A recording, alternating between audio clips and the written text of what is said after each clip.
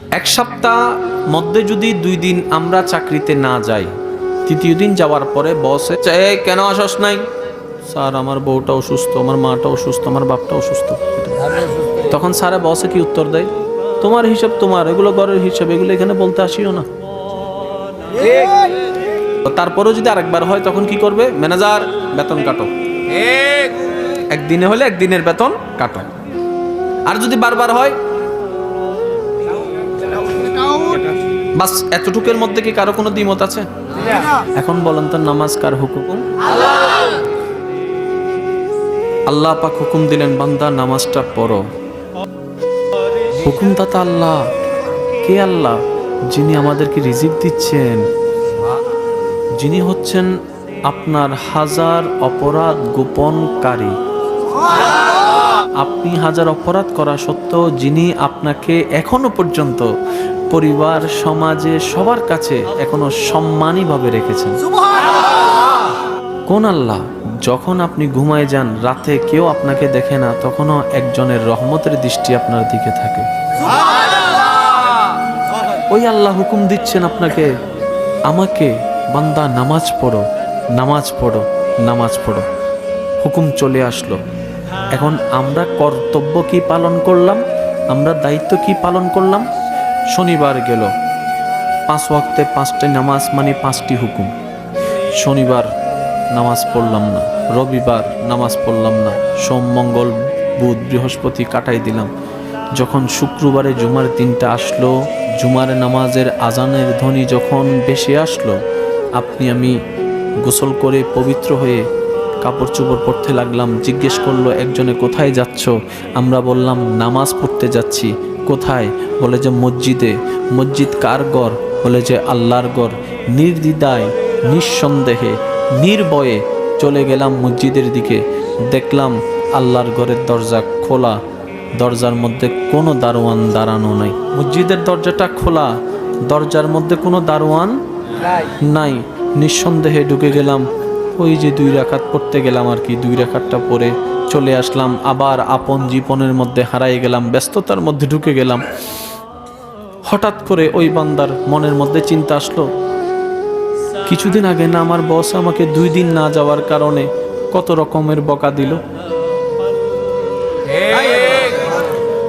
কিছুদিন আগেই তো আমার বস আমাকে 2 দিন চাকরিতে না যাওয়ার কারণে কত রকমের কথা শোনালো, আবার বেতনও কেটে ফেলছে, আবার বারবার করার কারণে চাকরি থেকে এক কোম্পানি তো বেরই করে দিয়েছে।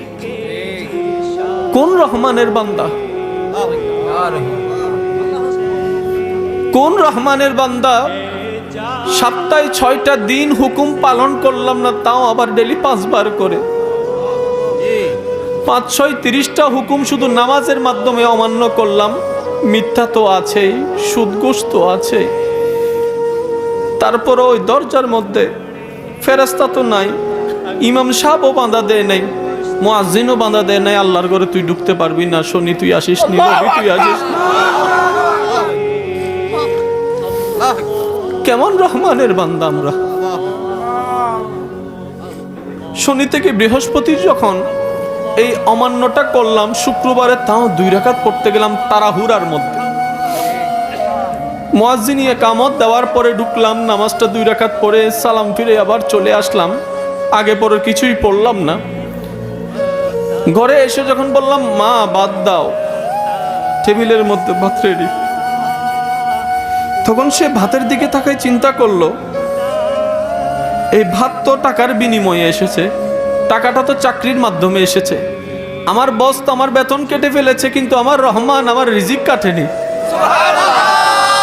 আল্লাহু আল্লাহু আল্লাহু আল্লাহ আল্লাহু আল্লাহু আল্লাহু আল্লাহ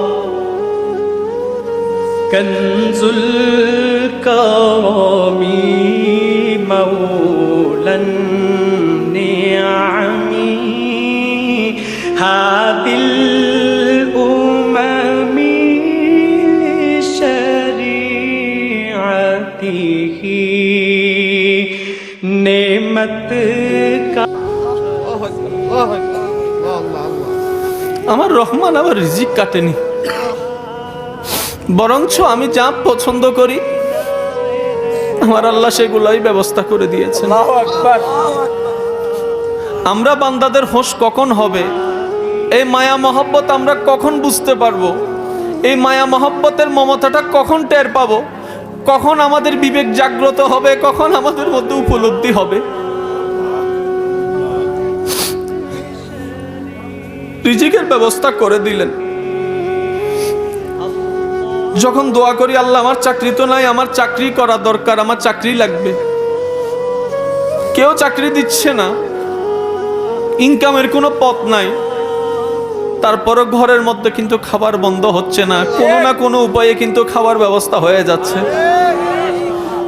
ফেরেশতা বলে আল্লাহ শুধু 5 ওয়াক্ত নামাজের হুকুম অমান্য করার মাধ্যমে সে তোমার নাফরমানি করছে না, বরং তোমার জমিনে থেকে অক্সিজেনের নিয়ামতটা পর্যন্ত সেই নিঃশ্বাসের মাধ্যমে প্রতি সেকেন্ডে নিয়ে নিয়ে তোমার জমিনে থেকে তোমার নাফরমানি করছে। আল্লাহ আমাদের তো আর সহ্য হচ্ছে না, হুকুম একবার দাও, তোমার বান্দাকে, নাফরমান বান্দাটাকে এখনই শেষ করে দিই। আল্লাহ পাক বলে যে ফেরেশতা থামো, এটা আমার আর আমার বান্দার ব্যাপার, এটা আমার আর আমার বান্দার ব্যাপার। ফেরেশতা তোমরা এখানের ভিতরে আসিও না।